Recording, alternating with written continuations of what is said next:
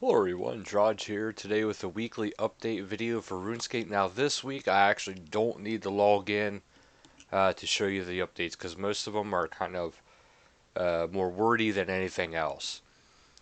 But they hit a milestone with 250 million accounts created since the start date. Now it probably went up a little bit since they released the update. But the 250 million account creation is being celebrated with 250 million gold prizes per day. So now they don't. Oh, okay. It says one RuneScape player per day, every day from Monday the 12th, which is today, to September the 18th, can receive 250 million gold. So one person per day for the whole week. Now, it says, though, that the draw is for both free players and RuneScape members, so keep that in mind. Now, your account must have been created before today. Well, yeah, before today. So, if you created it yesterday, congratulations, you are entered in, whether you are a free player or you are a member. Which, if you're a free player, if you think about that, 250 mil, and I believe bonds are about 10, 11 mil right now, which means you can get roughly anywhere from 23 to 25 bonds, which, if you really want to, you can use that for membership. And that'll get you quite a decent amount of membership. Now, if you do win this, if you are a free member, and you do want to get bonds, I would strongly suggest holding those bonds until, I believe it's usually in December, when they release the VIP membership packages, because those VIP membership packages are normally cheaper than the normal yearly subscription. Not to mention the VIP memberships will not only include the 1 year membership, but that'll also include different perks. So try to keep that in mind. I know it'd be kind of hard to hold off using, like 23 to 25 bonds to get, extend your membership if that's what you do. But you could do that, hold on to it, and give yourself a year membership potentially. I forget exactly how many days you get per. I want to say it's 2 weeks per bond. But if it's 2 weeks per bond, let's pull up my trusty calculator here. Let's say it's on the downside. Let's say bonds are 11 mil. Alright, so let's say bonds are 11 mil. We'll go the high route. Alright, so you can get 22 bonds. I didn't want to close that out. Let's say you get 22 bonds, and each bond is 2 weeks. So this will more than enough get you a year membership, I believe. Because there's 52 weeks in a year. Okay, yeah, you'll just times that by 2. So not quite enough for a full year, but with the VIP membership discount, you might be able to get the full year. So keep that in mind. Also, it is worth noting that Iron Man, Hardcore, and regular Iron Man accounts are not eligible. Now, I understand that is frustrating. I'm a little frustrated with that too because I do have a Hardcore Iron Man account. I would love to get this on, but it's not available. So keep that in mind. If you do win, there's 3 ways of finding out. There is their Twitter channel, there is their Facebook, and then there is the in-game inbox. So keep those 3 options or those 3 ways in mind. Please note that due to the working hours at Jagex, winners from Friday, Saturday, and Sunday will not be notified until Monday, on the 19th. Because if you remember or not, this coming Saturday is RuneFest. So that's also why this week and next week the updates are going to be pretty light. Because this week's updates is a little bit of combat changes and preventing boss walking and defense debuff changes to bosses. Um, okay, so it says firstly we have removed some of the initial anti-walk solutions that were implemented for certain bosses, and instead we have replaced this with a better baseline solution. Walking detracted from certain bosses' intended difficulty, and now we have a more complete system. Secondly, we have toned down the effectiveness of some of the defense debuffing items. Now, I will get into the full details of it. I just want to go over the rest of this for you guys. The Solomon General Store released the Gossamer outfit. Sorry if I'm mispronouncing that. But it's from the Fae series. As you can see, it's kind of like I'd say like a butterfly kind of type outfit. I mean, I'm probably wrong, but to me that looks like a butterfly outfit. There is thread on the weekly patch notes. They also remember to check out their Twitch channel, their YouTube channel, on September 13th, 16 game time, so 16 UTC. The Road to RuneFest and Dagonoth King rework Q&A, and Saturday 17th, 9:30 UTC, RuneFest Direct.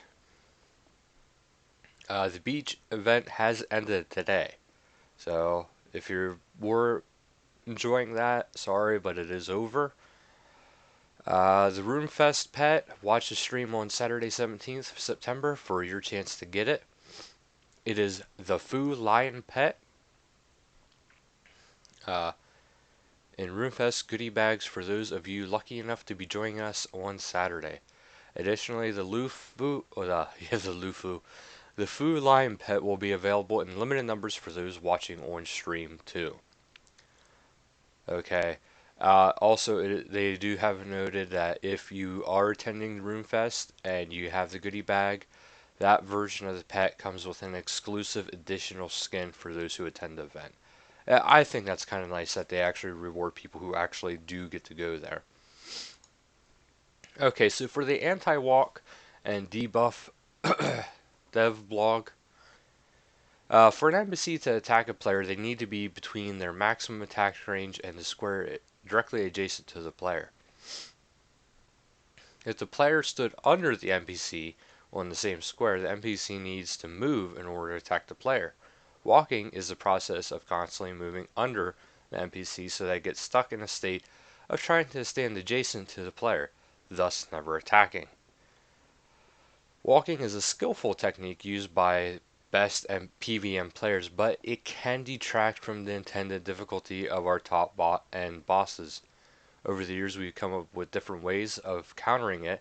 In every case, though, be it Virago Stomp, Next Mad Stance, or Raxor Stun, they are band-aids that don't actually fix a solution. What is worse, they can trigger when you are not actually walking the NPC. So the following NPCs have changed as described as above: the Rise of the Six, which is the advanced version of the Barrows Brothers, the Dagonoth Kings, Calphite Queen including the Exiled, the Calphite King, Virago, Beastmaster Durzag. That's going to make a lot of people mad. That's a raid boss. Araxor or Araxi, Nex, and Corporal Beast. Corporal Beast. All other NPCs and bosses will behave exactly as they did prior to the update. In the future, we will be adding anti-walking mechanics and will instead use the new method to counter it on bosses we feel need it. Okay, the defense debuffs. There are many ways in which we debuff your opponent, and one of the most powerful we have in our arsenal is to change the base hit chance modifier. To understand what you need is to know the hit chance formula of hit chance equals base hit chance modifier, attack accuracy, and defender defense. Okay, so this is actually a lot of technical mumbo jumbo. So you gotta, if this is something you really want to go through, I would suggest going through it. but I don't think that's going to be a big deal to people. It kind of just explains how it um, affects things. Now, I will go over the triangle part of it. If you are, for a strong chance to hit, you have, let's say, magic versus melee.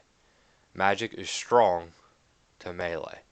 So you have a 65% chance hit. Now, that's just the base chance, okay? And then you have, like, you're using the same chance, which let's say it's magic versus magic, like they have. You have a 55% base hit chance. Oh, wait, no. Hit chance equals base hit chance times attack accuracy. Huh. Anyway, weak chance is like okay, magic is weak to range, so you have even less chance at 45%.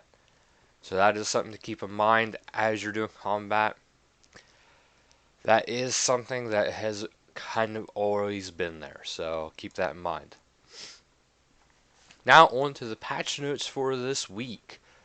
Okay, the graphical is the gem colors for gemming have been corrected while in minimum detail.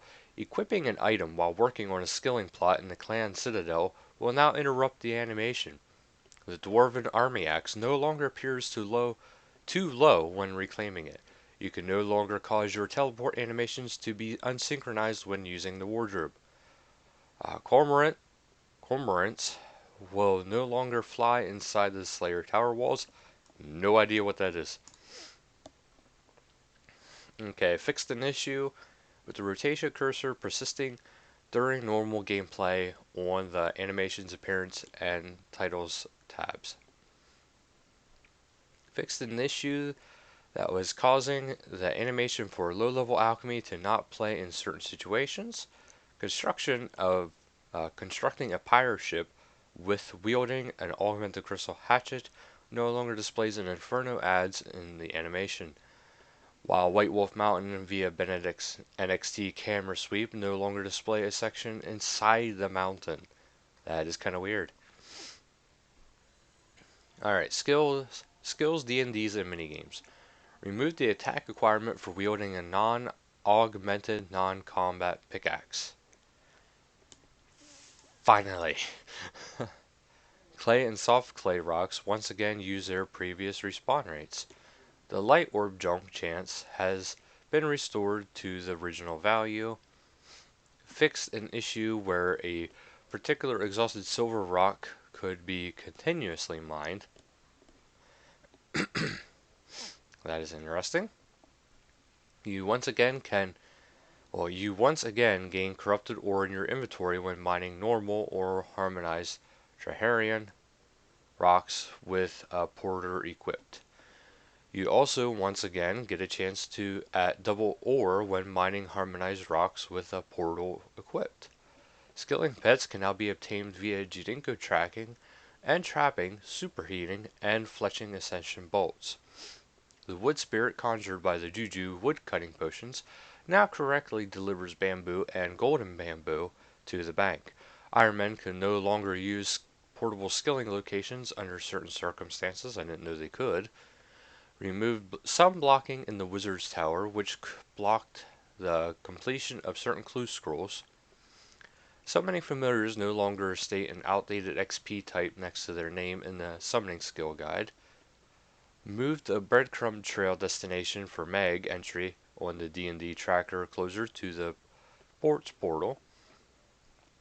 Removed an additional melee crushing sound from the upgrading variant of Pazuzu's magic attack. It is no longer possible to claim raffle tickets in the minigame areas. Quest challenges and achievements fix some graphical issues in the dungeon during Essel's Bane. NXT has a few. Accounts should no longer be placed onto the login screen again after being created. Fix some cases where particles emitters were not following you. Whips will no longer stretch after converting memories to enhance experience at a divination rift. Objects placed on the ground in certain locations should no longer appear to float in mid-air. I've seen that a lot and it's weird. Specular is now more visible in NXT. Fixed a few issues with terrain stretching in some places. Fixed the fact that some wall pieces were not showing in dungeons. Various CPU and GPU optimizations. Finally, my CPU has been acting real bad with the NXT. For some icons not appearing on the minimap and world map, improved performance when many interfaces are open, fixed the texture, updated related crash, combat, re-entering combat shortly after leaving will no longer drain 5% adrenaline. The duration to automatically leave combat while using detonate ability has been increased to 15 seconds. Lowered the base hit chance bonuses from some effects. Stadius Warhammer special attack. Oh, sorry about that. Went from 10% to 5%. Dragon Hatchet special attack 5% to 3%. Barrel Chest special attack 5% to 4%. That doesn't really seem to be needed. Bone Dagger special attack 5% to 2%. Bandos Illuminated Book of War random effect 5% to 3%. Lowered the internal cooldown for Bandos Illuminated Book of War to match the other books. Transfigure now heals the correct amount. Bosses no longer so friendly. Bosses are no longer so friendly, and hence will no longer go for peaceful walks with you when you insist on walking with them. The following NPC bosses are affected by this change to prevent boss walking, which we just covered that a little bit ago. Other is remove the left click option from marker plants, the minion mines, and the minion markers if you're not the owner. That's actually nice. Targeting another player with clan theater spotlight no longer turns the spotlight off. The confirmation window for Doc augmenting a tool belt pickaxe now correctly refers to the rune replacement as a pickaxe. Players no longer stand in a certain tile inside of a Mazcab raid to leave the group without leaving the raid. Degrading tier 90 boots can no longer be degraded. Remove the man from the Karamjadoks who had been loitering. Okay. An incorrect message is no longer displaying when attempting to equip a lunar staff during the lunar diplomacy quest. Adjusted the message for blocking cannons in the Slayer Tower since the old dot coil is certainly not a dwarven invention. Fixed an incorrect capitalization in the name of the Saren Archer NPC inside the heart of Gielinor. Whew, there's a lot of updates today. Last week's hot fixes. Non-combat augmented pickaxes can now be equipped with a level 1 attack. Bracelet of Clay once again works. Corrected the rate of Saren stones, give corrupted ore. Corrected an issue that was causing players to stop mining when a Saren stone switches to a more clean state. That was annoying. Glad it's fixed. Dwarven Ram Hammers once again award double XP when in XP mode. The Golden Shores task can once again be completed. Juju mining potions and Sign Porter no longer work while mining at Saren stones. Protein materials no longer give a chance awarding of a skilling pet. The Romancing the Stone task can once again be completed. Players can now continue mining when failing to gather a piece of ore on Miscellanea. Only one charge of Bracelet of Clay is now used per soft clay in the Ithol district of Profundus. Harmonized rocks once again give a chance at receiving corrupted ore and double ores. It is now possible to gain strange rocks from the living rock caverns and harmonized rocks. The concentration is key task can once again be completed. High quality tin and copper once again can be found for the What's Mine Is Yours quest. It is once again possible to complete the Taken for Granted task. The warning message for not having enough Hearts of Ice to use Treasure Hunter key has been re-enabled. The ninja fixes for this week. They are, the following objects have been updated. Gold to onyx rings and slayer rings, regular, imbued, and enchanted. I guess that means the components. Brass gold to dragonstone necklaces, regular and enchanted. Gold to Jagex bracelets, regular and enchanted. Gold to dragonstone amulets, regular and enchanted. The player examine privacy settings now also includes a friends only option. It is no longer possible to place certain objects such as achievement banners down in the waterfall fishing area. That's a good one. The house containing the body rune in Al-Kharid is once again accessible. Men's green elegant shirts have been washed and the arms have come out a whiter white. Alright, so that'll do it for this week's episode. Hope you guys liked the updates that came with this week. Do keep in mind the updates are kind of light this week, even though the patch notes are huge. But do keep in mind they're a little bit light this week because RuneFest is this weekend. And then also keep in mind the following week is double XP. So stock up while you can if you need to. And get ready because it's soon time for the double XP. Alright, well thank you guys so much for watching. Until next time, later guys.